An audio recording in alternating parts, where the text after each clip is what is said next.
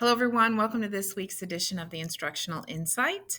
A couple things that I want to point out to you is we're going to have our first lunch and learn of the year. Woo! And we're going to have Chick-fil-A. So please make sure that you RSVP if you are interested in attending. There is an LGS and a WMS, so just click on your school, and the RSVP is here. We are going to work on some ways that you can incorporate YouTube into your teaching. These are some things that we are going to talk about. And even if you don't use YouTube, please come and learn some of the ways that you can make short clips or do picture in picture. And I think you'll really see some of the benefits of ways that you can use it in your classroom.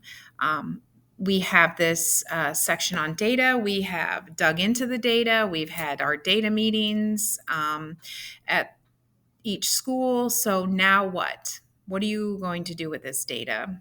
How is this data going to drive your teaching, your groupings? How are you going to use this? So we would love to sit down, look at some ways that you can use this data to help drive your instruction. And so our Calendly links are here. Please make an appointment so we can sit down and talk about ideas that you have in mind.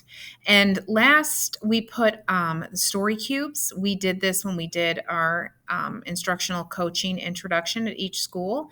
And we have included a slide deck. If you click on this, go ahead and make a copy of it. So with this, we have put some of the different ways that you could use the story cubes. And this is grades K through 8. It's not just for writing and reading. You can use it in science and math and all of the different areas, the subject areas. So we've included 2 slides of maybe high interest story dice. You could just pick 2 or 3 or 4, copy them, throw them on a blank slide, throw them up there and say, okay, I want you to use these story cubes and write about the scientific method or the theme of the story.